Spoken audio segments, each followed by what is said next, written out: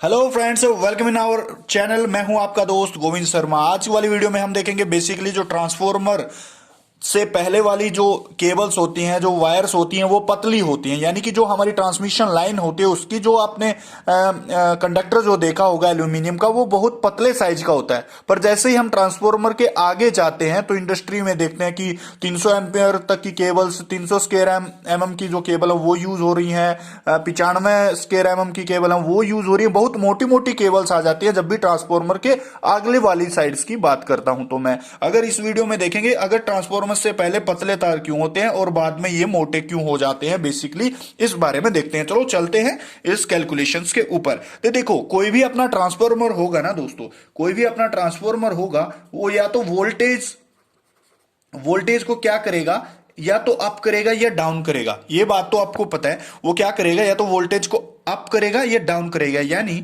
उसको हम बोलेंगे स्टेप डाउन ट्रांसफॉर्मर, या तो उसको हम स्टेप डाउन ट्रांसफॉर्मर बोलेंगे। अगर वो वोल्टेज को ज्यादा करेगा तो उसको क्या बोलेंगे, स्टेप अप ट्रांसफॉर्मर। ये इतनी सी बात है। बट कोई भी ट्रांसफॉर्मर होगा, अगर वो स्टेप डाउन ट्रांसफॉर्मर है तो उसमें क्या होगा, वोल्टेज की वैल्यू है वो डिक्रीज होगी, बट उसमें करंट की वैल्यू क्या होगी, इंक्रीज हो जाएगी। अगर कोई भी ट्रांसफॉर्मर, दूसरे वाला केस हम लेते हैं, कोई भी ट्रांसफॉर्मर अगर स्टेप अप ट्रांसफॉर्मर है, यानी कि वो वोल्टेज की वैल्यू को इंक्रीज कर रहा है, वो वोल्टेज की वैल्यू को इंक्रीज कर रहा है, बट वो करंट की वैल्यू को क्या करेगा, हमेशा डिक्रीज करेगा। अब ये क्या फंडा है, ये फंडा यही है। कोई भी ट्रांसफॉर्मर होता है वो वोल्टेज को इंक्रीज करता है तो उसमें करंट की वैल्यू डिक्रीज करेगा। वो अगर वो वोल्टेज की वैल्यू को डिक्रीज कर रहा है तो वो करंट की वैल्यू को इंक्रीज कर देगा। ठीक है, इतनी बात होगी। अब इस चीज से हमने समझा क्या, कि कोई भी ट्रांसफॉर्मर होता है वो पावर को स्टेप अप डाउन या नहीं कर सकता। किसको, पावर को स्टेप या स्टेप डाउन नहीं कर सकता, वो वोल्टेज को या करंट को कम या ज्यादा कर सकता है। एक तो ये बात हो गई। अब क्या होगा, जब हम ट्रांसमिशन लाइंस की बात करते हैं तो ट्रांसमिशन लाइन बहुत बहुत किलोमीटर तक बिछाई जाती है। यानी कि कोई किलोमीटर, 100 किलोमीटर से के दूर से आ रही है ट्रांसमिशन लाइन, कोई 200 किलोमीटर तक जानी है ट्रांसमिशन लाइन। अब क्या होगा, अब अगर हम बात करें इन केबल्स की बात करें या इन कंडक्टर्स की बात करें, तो हमेशा केबल्स की, कंडक्टर्स की जो रेटिंग होती है दोस्तों, वो किस पर होती है, वो करंट पर होती है। किस पर, करंट पर होती है रेटिंग। जैसे कि आपने देखा होगा 300 एम्पियर के लिए कितना,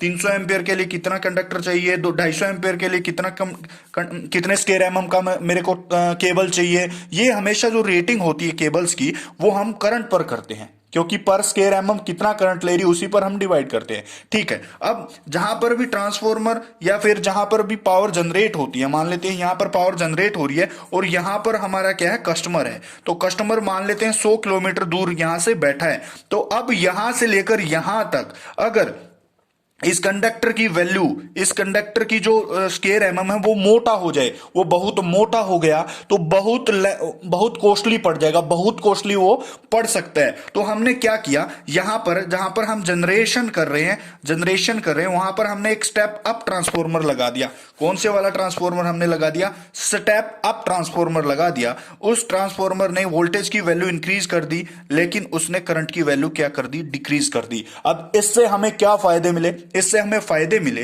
कि जो लॉसेस थे, जो हमारे लॉसेस थे, लॉसेस क्या होते हैं, लॉसेस होते हैं आई स्केयर आर, यानी कि करंट का स्केयर और उस कंडक्टर का जो रेजिस्टेंस है, अगर उसको मल्टीप्लाई कर दिया जाए तो लॉसेस आ जाएंगे। अब क्या हुआ, हमने स्टेप अप ट्रांसफॉर्मर लगाया, वोल्टेज की वैल्यू इंक्रीज होगी, 25,000 हो गई, या फिर 33 केवीए होगी, 66 केवीए होगी, बहुत बहुत बहुत वोल्टेज की वैल्यू हमने इंक्रीज कर ली। इससे क्या हुआ, करंट की वैल्यू बहुत डिक्रीज होगी। उससे एक तो फायदा हमें क्या हुआ, लॉसेज हमारे क्या हो गए, कम हो गए। दूसरा फायदा क्या हुआ, जो हमारा कंडक्टर का साइज था ना दोस्तों, वो बहुत बहुत बहुत क्या हो गया, बहुत मिनिमम हो गया, बहुत छोटा हो गया, क्योंकि करंट की वैल्यू कम है इसलिए हम कम ले रहे हैं। ठीक है, आगे क्या हुआ, आगे जब कस्टमर एंड पर हम आए तो हमने वोल्टेज को क्या किया, यहां पर वोल्टेज हमने बहुत ज्यादा कर ली थी, तो हमने यहां स्टेप डाउन ट्रांसफॉर्मर लगा के वोल्टेज को कम किया और करंट की वैल्यू इंक्रीज कर ली। अब क्या होगा, अब यहां पर जब हम फैक्ट्री में जाएंगे या हम अपनी कंपनी में जाएंगे तो यहां पर हमें बहुत स्क्वायर एमएम की केबल देखने को मिलेंगी, जैसे कि 300 की केबल, 95 की केबल, 75 की केबल, ये स्क्वायर एमएम की केबल्स हमें देखने को मिलेंगी, जिनका साइज आपको मोटा लगता है। क्यों मोटा लगता है क्योंकि यहां पर जो करंट की वैल्यू है वो बहुत ज्यादा है, लगभग 4000 एम्पियर तक भी हो सकती है। तो ये था आज का वीडियो। आई होप आपको ये वीडियो पसंद आया होगा। चैनल को लाइक कर दें, शेयर कर दें। धन्यवाद।